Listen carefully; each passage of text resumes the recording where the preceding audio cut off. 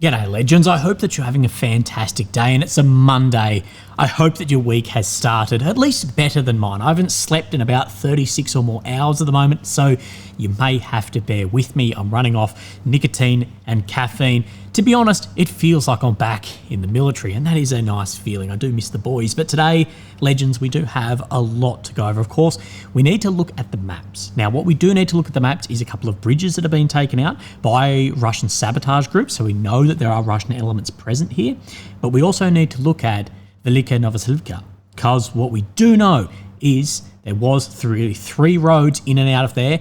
One was primarily better than the other two, but the good one and one of the other ones, both today have been cut off, really putting the Ukrainian forces in several towns in a lot of risk. We need to talk about hundreds into the tens of thousands deserting off the front lines, and we'll talk about that as a whole. But I've also been sent across some first-hand information of someone who has just left Kursk Oblast back into Sumy.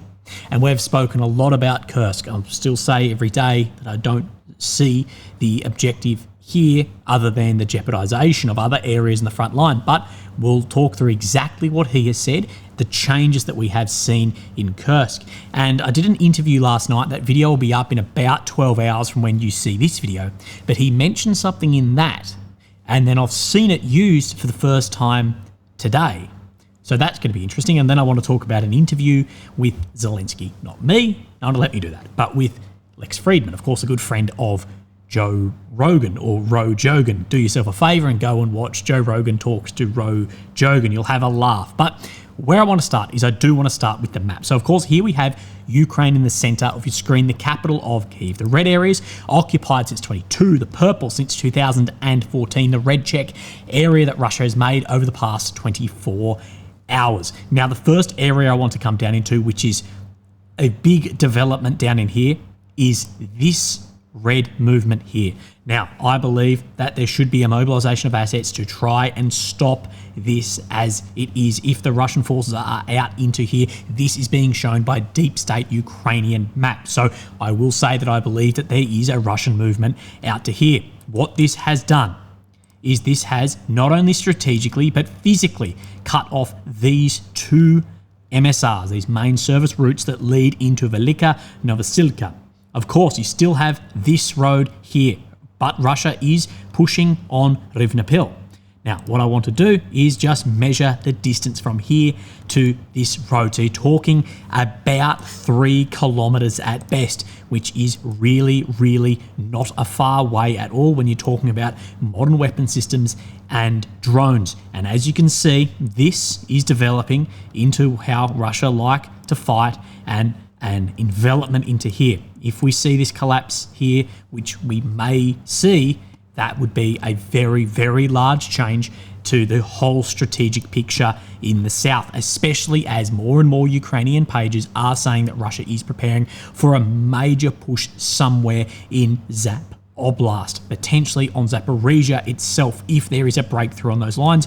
I don't think that we're going to see that. I don't think that the Russian command and the military command are looking for a large breakthrough and to introduce deep maneuver warfare into the battlefield. I do think with drones, with modern ATGMs, with the ISR capabilities, I think that any deep maneuver is potentially a death wish. This is what I think may occur actually in Syria, is those deep breakthroughs can't maintain the logistics command, and many of those elements could be cut off. But this is major, and we'll wait and see. Of course, we're going to look at the development of this over the coming days or weeks. Another Ukrainian map here, of course, Noel reports, shows this same movement out from Rozdolny towards Novye Komar. And I do believe that there will be a mobilization of troops in other sectors of the front line to try and stop this, like we've seen in Avdiivka, like we saw in other fronts.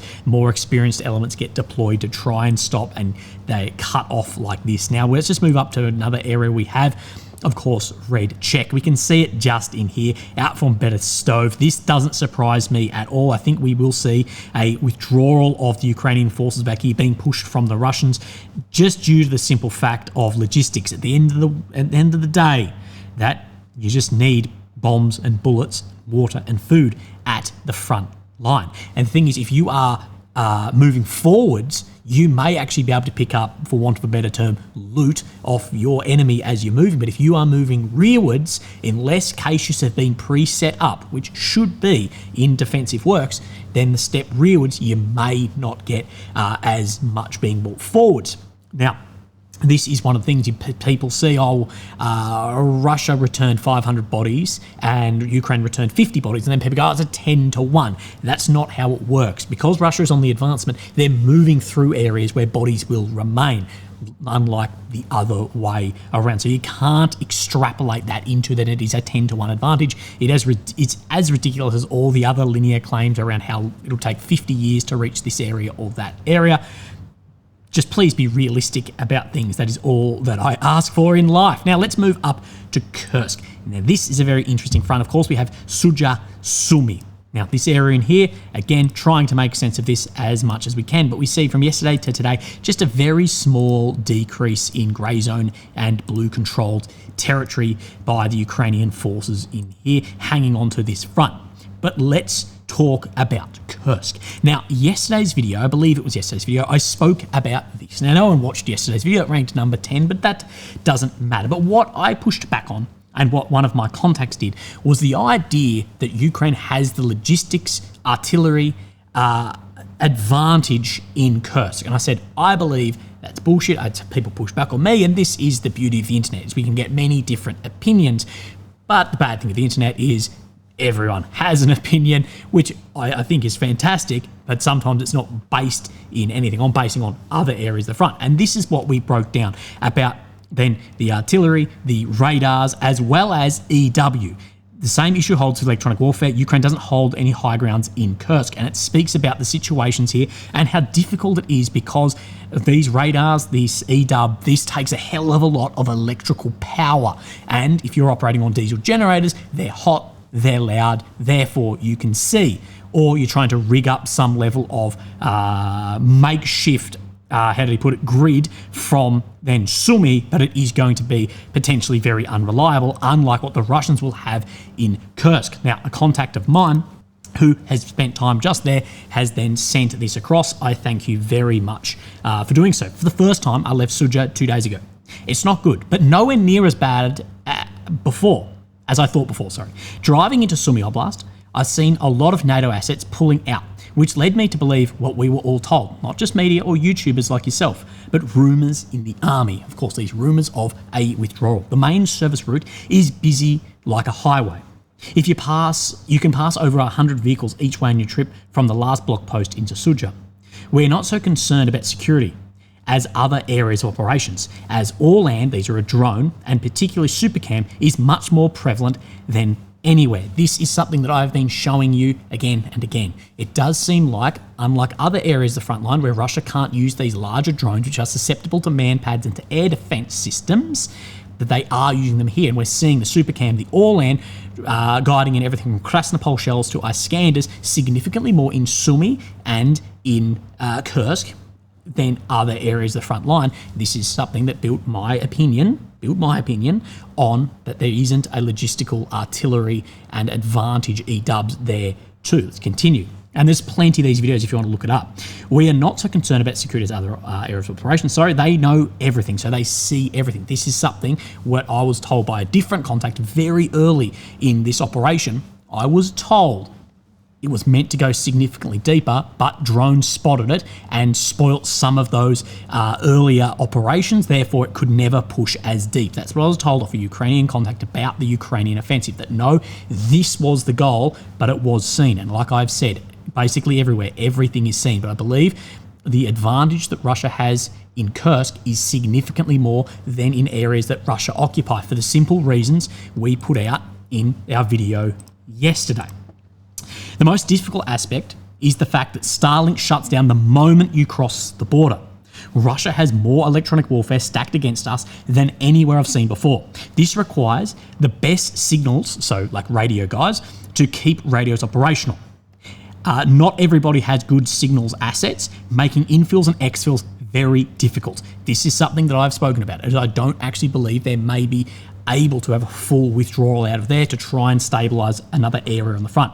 It's true it's very bad there, but only until working the area of operations, seeing the assets going in, would I believe that we intend to stay. So he's saying that the rumours from YouTubers, from people in the military to the media about could there be a Kursk withdrawal, that he is saying from what he's seen, what's happening there, that he's saying that there is an intention to stay. Whether that is strategically the correct choice or not, I'll leave that up to you. I probably think no, but again, I still don't know what the overall outcome, end state of Kursk was ever meant to be and what it could be. I still believe these troops, these assets could be desperately needed on other areas of the front. And we're going to go over desertion of thousands of people. The disinformation on our side is high. The rumours of withdrawal were everywhere. I'm only telling you my experience from what I've seen. I don't see a withdrawal made. So look, he's saying that they're going to stay, that more assets are going in, but given some of the difficulties. So I thank you very, very much for sending that across. As always, people that send me information that is verified, I know this person, you will always remain anonymous. If you wish, I'll take it to the grave with me. So let's have a look at some other strategically important bits and pieces. Now, if this map will load, sometimes it's been so glitchy recently. So here we have the capital of Kyiv, and then we need to come up just north of here, and we in then Chernihiv, and what we need to look at is this area up here. What we have seen, now I'm going to show you a couple of maps zoomed out. So here we have Kyiv, and this is the area around Semenivka that we are looking. So let's find ourselves Semenivka, this Kapovchi, and this Timonovchi up here. Now what we can see on my next map here is this red circle are two bridges that have been taken down, not by Russian aviation, but said to be by Russian reconnaissance, sabotage, DRG elements. So you can see the blue line I've put in here is where there is a natural border of a stream, river, creek running through here, and that has been essentially cut off. Now this isn't showing any grey zone in here, but what we're looking at is it is this bridge right here.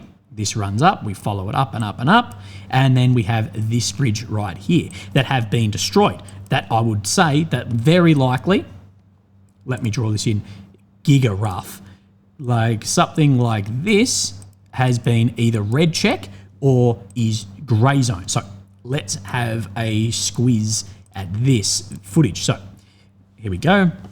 We see this is then the first bridge here.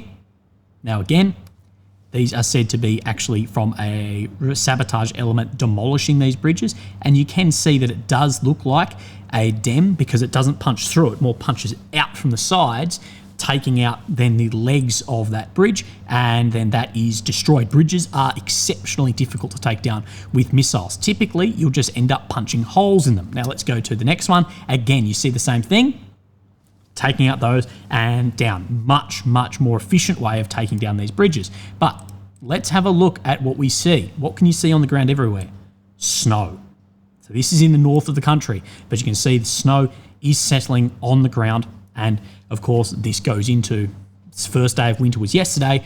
The war is changing. Now, let's have a look down in Chasiv Yar. Of course, Bakhmut, Chasiv Yar, all pages, both Russian and Ukrainian, are stating that Russia is launching more offensives on this front today, but no changes shown on any grey zone, no, not even in there. So let's have a look. Battles are continuing, but this footage I saw come out through a Russian page. So they're claiming this was a Ukrainian command.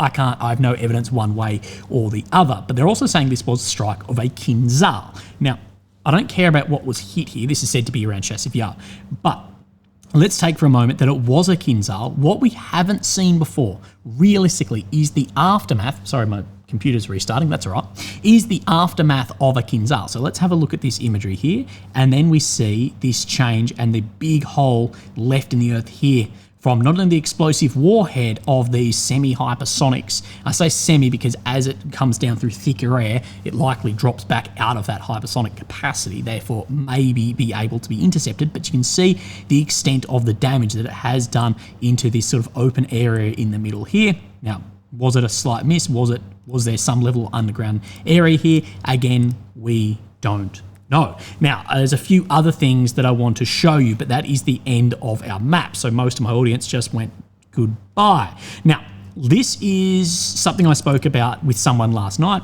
By the time you see this, you'll probably see the video. This was from a Russian page on the topic of Ukraine. Now, thermal images being brought to fibre optic drones, which means the appearance of night high-definition footage of strikes on equipment and servicemen of Ukrainian units. Now, this is something that we see drones using or being used more and more, and the evolution of drones. The evolution of drones is exponential at the moment. It is increasing, and as a former infantryman, well, one thing I hope that drones may do is drones are incredibly deadly. There's war crimes committed with them absolutely daily, multiple times. They're a savage, horrible thing. But the optimistic part of me goes, could drone tech become that good that it actually eventually forces infantry out of trenches and that we don't see the brutal conditions that infantrymen have to live in? Could it be the end of the infantry? I don't think that's going to be the case, but my optimism goes, maybe these guys won't have to put up with it. But what we can see here is these fibre optic control drones, in the beginning were just used in Kursk.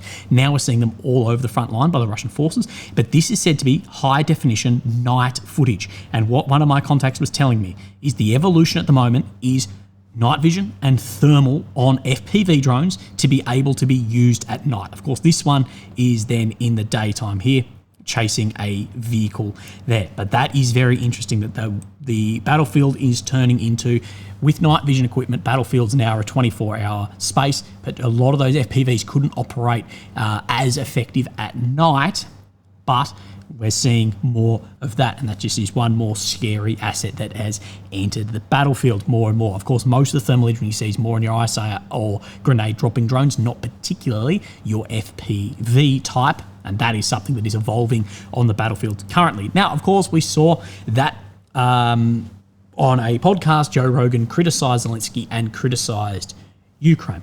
Of course, I said I think Zelenskyy should go on Rogan. There's some propaganda saying that Rogan said no. I can't find any actual source to this, but I've said I think it would be a really good thing for Zelenskyy to do. And I still believe that Rogan would 100% have him. Now, Lex Fridman, of course, one of the world's biggest podcasters, and a good friend of Rogan. And the good thing about Lex is he does speak Russian. He grew up, I believe, some years in his early childhood in Russia, so he understands some of the customs and the language. So that will definitely help in one way. You know, Zelenskyy speaks Russian, of course, and English and Ukrainian, but that may help. He'll have a better grasp on the history here. So Lex Fridman put up this, and Zelenskyy has said, I'll see you in Ukraine. So I really hope this goes forward, but I also hope that it is in somewhere where Lex is comfortable to ask hard questions and what needs to be asked. A similar situation to like Harris with Rogan. Oh, if you come to Washington, no, it should be my studio doing this, so it's in my space.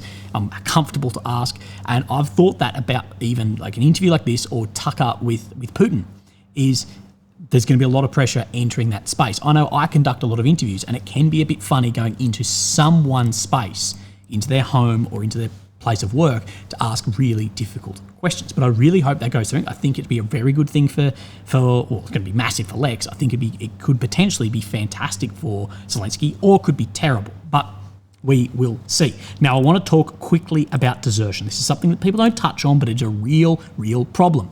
Ukraine's primary issue is manpower. We're getting told that it's weapons. We're being told that it's this. It is manpower. Now, can manpower issues be exacerbated by a lack of weapons, a lack of funding, poor command?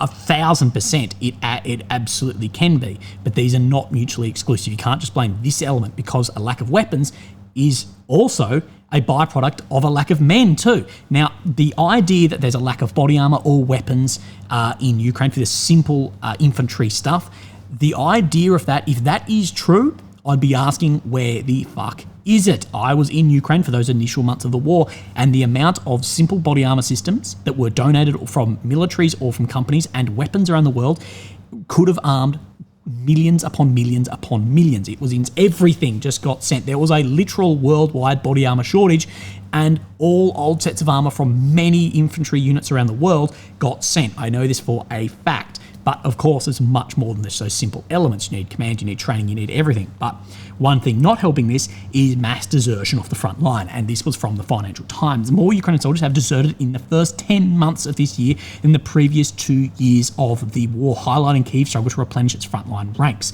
A standout case in late October, hundreds of infantry serving in Ukraine's 123rd Brigade abandoned their positions in the eastern town of Vuhledar, who were, in my opinion, left there at a very important area, but without the support that they needed. These guys are returned to their homes in Mykolaiv region, where some staged a rare public protest demanding more weapons and training. If you're left there without the weapons and you haven't received the training, I can see exactly how that happens. We arrived in Vuhledar with just automatic rifles. They said there would be 150 tanks, there were 20, and nothing to cover us. This was from an officer. Ukrainian prosecutors have opened 60,000 cases between January and October this year against soldiers abandoning their positions. Twice as many as they initiated in 22 and 23 combined. That is an absurd amount of people abandoning the front line, and it could be a lot more. If the prosecutors have opened cases against 60,000, how many didn't have cases open because maybe they returned more quickly, or they've got the money to not have a case opened against them? This is a huge concern. This shit shouldn't be ignored and not just pushed over onto, no, it was the American administration never gave enough X, Y, or Z. I agree with that, but you also need to fix this issue, which is exacerbated by a lot of internal issues, from corruption to command to officials to then having votes to everything as well. That needs to be looked into. It just might be a bit more uncomfortable to do, but this is an existential war. Being comfortable matters nothing. Men of military age are barred from leaving Ukraine, but some have taken the opportunity to be sent overseas training camps in allied countries and desert while abroad. About 12 abscond on each month from military training in Poland. So these guys do your military training somewhere overseas. They elect to do that, and then they go, fuck this, I'm out of the base. This was seen as a real problem. This was one of the reasons people did say that French soldiers may go and train Ukrainians in Ukraine, was to get away from that occurring. Again, that's what we put two and two together. Ever since then, Macron got the popularity of saying this and then never stepped forward. What a shock. The spike in desertions is further aggravated an already dire situation for Kyiv. Since the summer, Russia's manpower advantage has enabled it to capture more territory at a faster pace than any time since 2022. Not just since 2022, but from the second month of the war. I believe now 34 months away. At the same time, Ukraine's inability to rotate soldiers from the rear and allow its battle-weary troops to rest has led to casualties that scared off men who might otherwise be conscripted. Military analysts have said this is the problem. This is the snowball effect that manpower can have. If you've got less manpower on the front, you're going to have poorer frontline results.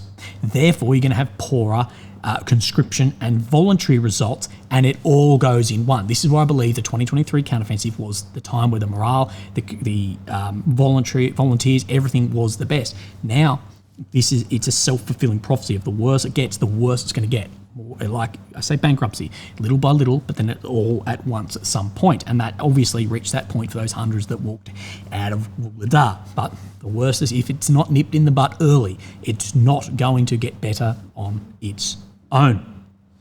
123rd Brigade officer told the Financial Times that in 3 years of war, his unit had not had a single rotation. That is not going to make guys go and sign up. He has said no one fucking needed Vuhledar. The town had been reduced to rubble over a year ago. So there's no reason to put his men in harm's way to defend it. They're just killing them instead of letting them rehabilitate and rest. Furthermore, the officer's views are shared with dozens of soldiers in Mykolaiv and Zap regions who told Financial Times they were exhausted, frustrating and struggling with mental health problems. I see the toll on my friends, former colleagues, that mental health problems have come from a very small war, relatively, in Afghanistan.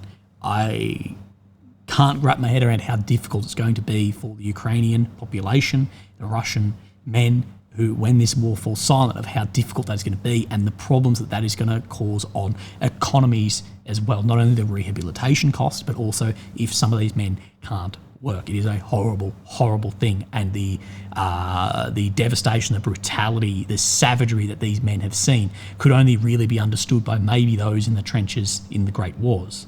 They said that while Ukrainian civilians do not want their country to capitulate, many are also not prepared to fight. And this is the problem, is people are saying we don't want this to capitulate. And like I've said here, there are plenty of people that could fix manpower problems, but they're only willing to fight and threaten online.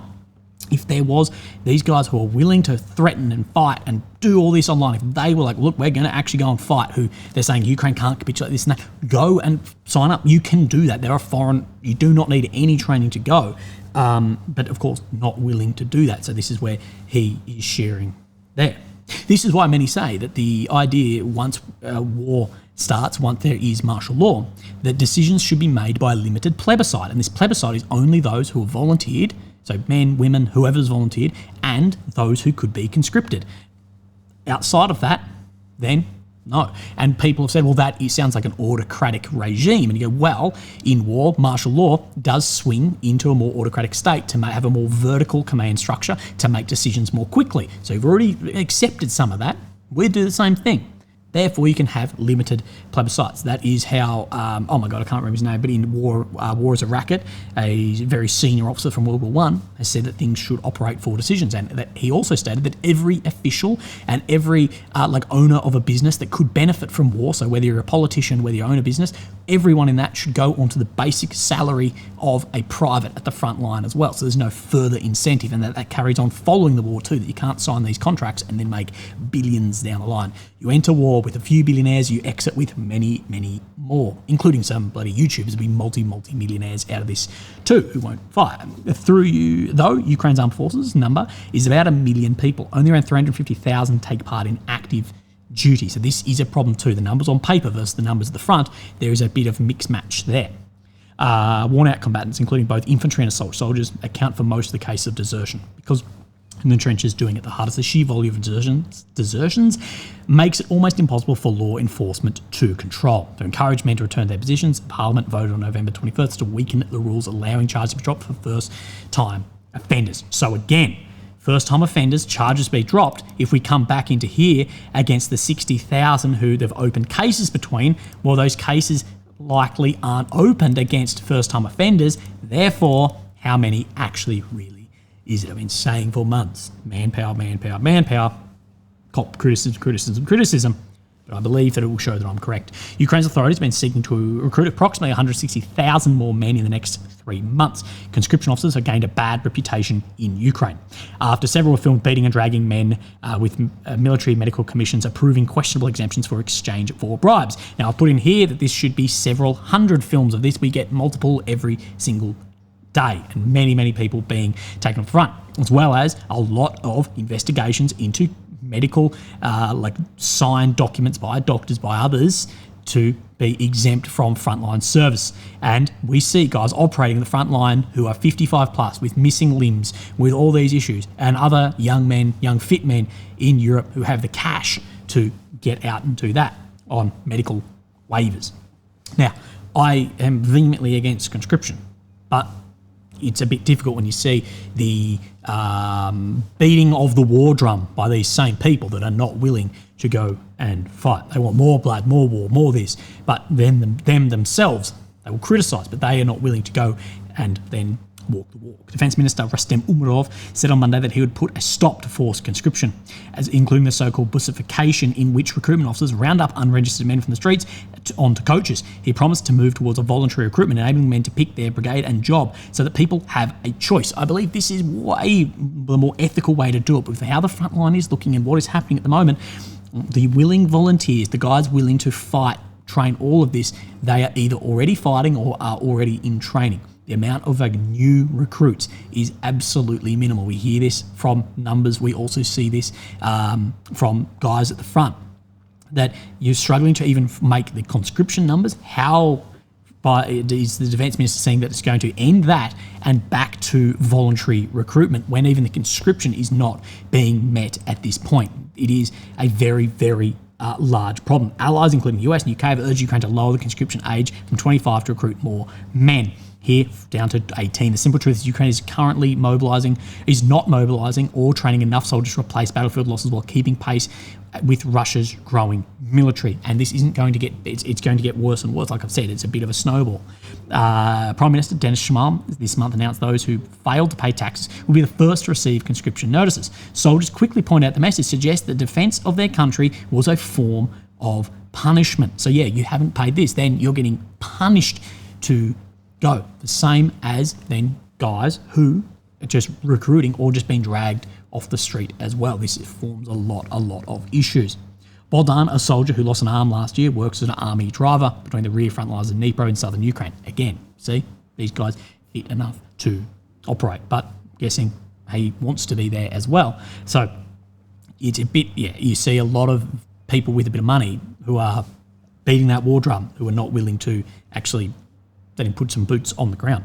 They forget it's thanks to the armed force of Dnipro can breathe on a Saturday. He said he had no problem with civilians enjoying themselves as long as the army has what they need. Yet we must go around begging for drones, NVG, money to repair our cars. So you see civilians drinking, doing this and that. He said that's no problem, but as long as we've got what we need. And what we can see is they obviously then don't. And I think there will be a bit of division between those that served and those who didn't as well. We saw this after Great Wars. We've seen this other times, and I believe we may see it now as well. It may even be between conscript and voluntary, and especially those that dodged any of this. It's a very hard situation. I don't agree with conscription. I don't agree with martial law. I can see the necessity for it. I probably agree with it a lot more like Ukraine when it's in defence. I don't agree with it ever on offensive operations, but it also needs to be done correctly. And what we are seeing a lot of this is, well, if it was being done correctly, people felt the passion to do this, you wouldn't be having these large problems. So like I said, the only way I think to actually fix this is Ukraine needs to start having successes on the front line. That a young guy hiding, who's been hiding now for 3 years, one, how's he going to be received if he then signs up now or conscripts now?